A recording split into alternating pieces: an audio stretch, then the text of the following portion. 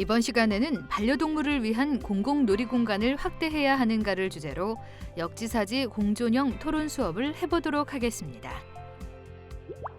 먼저 4명이 한 모둠으로 앉고 선생님이 주는 자료를 읽어본 후 내용을 파악해 보도록 합니다. 국민의 3분의 1이 반려동물을 키우고 있다고 해요. 반려동물을 위한 공공놀이공간을 설치하자는 요구도 많아지고 있지만 반대하는 의견들도 많다고 해요.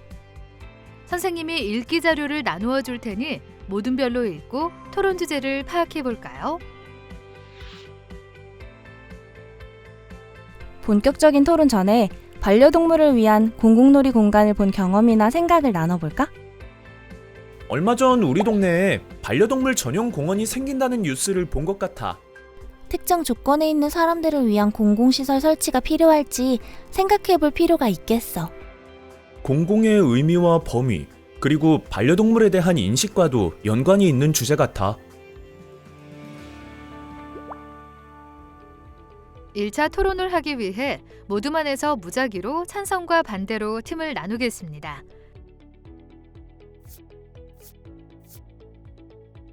이제 반려동물을 위한 공공놀이공간 확대 찬성과 반대 입장에 관한 자료를 나누어 주겠습니다. 각 팀은 자료의 내용을 함께 공부하여 자기 팀의 주장과 근거, 상대 팀을 반박할 내용을 정리해 봅시다. 반대 측에서 이야기하는 소음, 악취 발생의 우려에 대해서는 시설 이용 시 반려동물 보호자가 반드시 동반해야 한다면 예방할 수 있다는 점을 언급하자. 찬성팀의 주장을 반박하기 위한 근거로 반려동물을 위한 공공시설 주변에서 비반려인이 개물림 사고 등에 노출될 가능성이 커진다는 점을 제시하자. 이제 본격적으로 1차 토론을 시작해 볼까요? 토론은 입론, 반론, 최종 발언의 순으로 진행됩니다. 먼저 입론 시간을 갖겠습니다. 양측은 정해진 시간 안에 입론을 해주시기 바랍니다. 각 팀은 자신의 주장을 펼치고 상대팀의 의견은 경청합니다. 반려동물을 키우는 인구가 1,500만 시대인데 반려동물을 위한 공간은 턱없이 부족합니다. 따라서 계속해서 늘어나는 반려동물과 키우는 사람들을 위한 공간이 확대돼야 한다고 생각합니다. 반려동물을 위한 공공시설은 반려동물을 키우지 않는 사람들은 이용하지 못하므로 불필요하다고 생각합니다. 이제 상대팀 주장에 대한 반론을 준비할 수 있도록 협의 시간을 갖겠습니다. 이제 반론 시간을 갖겠습니다. 반론을 맡은 팀에서 상대 측의 주장과 근거에 대한 문제점, 자료의 오류 등에 대해 질문하고 그에 대해 답하도록 하겠습니다. 반대팀이 먼저 반론해 주시기 바랍니다. 찬성팀은 반려동물을 위한 공공시설이 반려동물의 건강관리나 스트레스 해소에 도움이 된다고 주장하셨는데 그러한 주장을 뒷받침할 통계 자료가 있나요? 네, 있습니다. 여기를 보시면 반대팀이 주장한 반려동물을 위한 공공시설 주변의 소음이나 악취 문제는 방음 및 환기시설을 통해 해결될 수 있지 않을까요? 하지만 시설을 설치하기 위해서는 최종 발언을 위해 협의 시간을 갖겠습니다. 반론에서 제시된 내용을 참고하여 자기 팀의 주장과 근거를 제시해 주시기 바랍니다.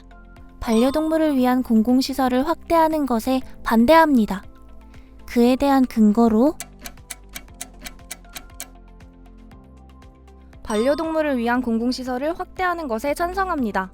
그에 대한 근거로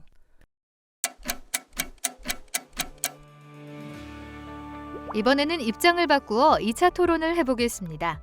학생들은 1차 토론 때와 입장을 바꾸고 2차 토론을 위해 자료를 추가적으로 조사합니다.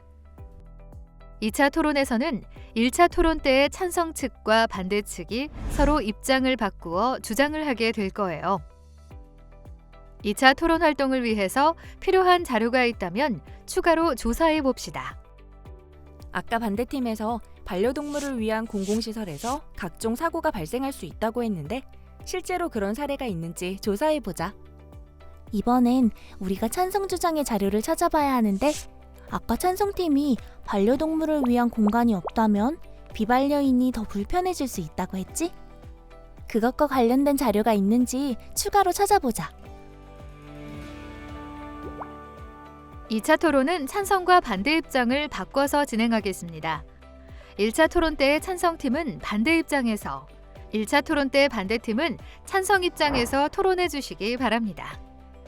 1차 토론에서 언급하지 않았던 내용을 중심으로 토론해 보면 좋겠어요.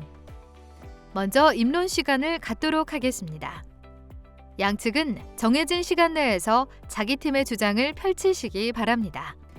먼저 찬성팀 입론해 주세요.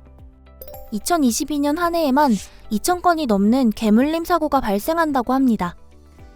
반려동물들이 자유롭게 뛰어놀 수 있는 공간이 없다면 오히려 이러한 개물림 사고들이 증가할 수 있습니다. 반려동물을 위한 공공시설 안에서 동물 간의 싸움이 일어나거나 전염병을 전파한다는 추가적인 문제가 발생할 수 있습니다. 1차, 2차 토론이 모두 끝났네요. 여러분들은 찬성 측과 반대 측의 입장이 되어 토론 주제에 대해 다양한 근거를 살펴보았습니다. 이제 이 주제에 대해 각자 자신의 최종적인 입장을 정하고 돌아가며 발표해 봅시다. 저는 반려동물을 위한 공공시설을 확대하는 것에 찬성합니다. 반려동물을 키우는 인구가 계속해서 증가하고 있으므로 이에 대한 대비가 필요합니다. 저는 반대합니다. 반려동물을 위한 공공시설을 확대하기 위해서는 비반려인을 위한 제도적 보완이 먼저 필요하다고 생각합니다. 찬성합니다. 반려동물이 건강하고 행복하다면 반려인, 비반려인 모두에게 긍정적인 영향을 미칠 수 있습니다. 왜냐하면 저도 찬성합니다. 반려동물을 위한 공공시설이 관리만 잘 된다면 반대 측에서 우려하는 문제가 해결될 수 있다고 생각합니다. 시설 관리를 위해 모둠 내에서 구성원의 의견이 합의될 수 있도록 의견을 조정해 볼까요? 우리 팀원들은 반려동물을 위한 공공시설 확대에 대체로 찬성하지만 비반려인을 위한 제도적 보완이 더 필요하다는 의견이 나왔어. 어떻게 보완할 수 있을까? 반려동물을 위한 공공시설 이용 규정을 강화하는 건 어떨까? 비반려인들이 반려동물을 위한 공공시설 혜택을 누리지 못하는 대신 다른 부분에서 혜택을 누릴 수 있도록 반려인에게 세금을 걷는 것도 방법일 것 같아. 그 부분은 반려인들의 동의를 거쳐서 진행해야겠지?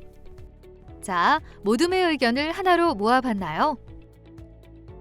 우리 팀 최종 의견은 반려동물을 위한 공공시설을 확대하되 비반려인을 위한 제도를 보완한다입니다. 합의하지 못한 모둠은 그 이유를 생각해보고, 합의한 모둠은 이를 바탕으로 더 진행해보고 싶은 프로젝트 활동을 생각해봅시다. 국내외 반려동물을 위한 공공시설과 공원 실태를 조사해보고 우리가 만드는 반려동물 공원 프로젝트를 진행해보고 싶습니다.